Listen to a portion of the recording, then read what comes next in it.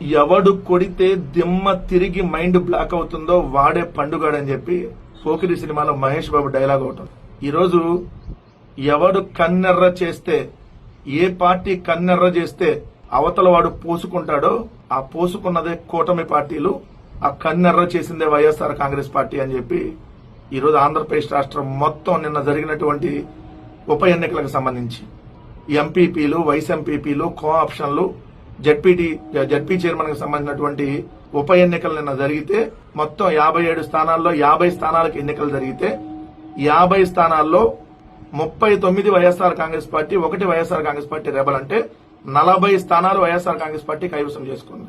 ఒక ZP chairman కి 1, ఎంపీపీలకి 24కు 18, vice ఎంపీపీలకు 17కి 12 plus 1 rebel అంటే 13, కో ఆప్షన్ 8కి 8 అంటే 50కి 40 స్థానాలు.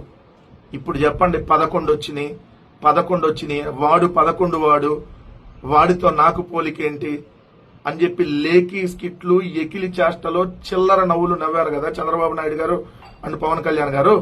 11 నెలలు కూడా కాకుండానే ఆ 11 పార్టీ మీకు ముచ్చెమటలు ఏ విధంగా పట్టించిందో, మీరు ఎన్ని రకాల అధికార దుర్వినియోగానికి పాల్పడి పోలీసులను అడ్డు పెట్టుకుని మహిళా ఎంపీటీసీల చున్నీలు లాగి, మహిళా ఎంపీటీసీల డ్రెస్సులు లాగి, వాళ్ళ చేతులు పట్టుకొని వాళ్ళని లాగి దుర్యోధన, దుశ్శాసన, దుర్వినీతి పరంగా మీరు వ్యవహరించిన, ఇంకొన్ని చోట్ల వాళ్ళ భర్త ఉద్యోగం పీకిచ్చేస్తామంటే భార్య పోతే పోయింది మా ఆయన ఉద్యోగం అని చెప్పి వైఎస్ఆర్ కాంగ్రెస్ పార్టీకి అండగా నిలబడింది.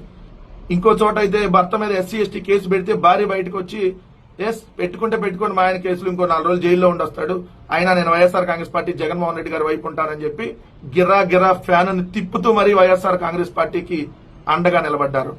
అది వైఎస్ఆర్ కాంగ్రెస్ పార్టీ పవర్ అంటే. 164 వచ్చినాయి, 164 మందుండి వాట్ ఈస్ ద యూజ్? అన్యాయంగా, అక్రమంగా అధికారంలోకి వస్తే ఇట్లానే ఉంటది.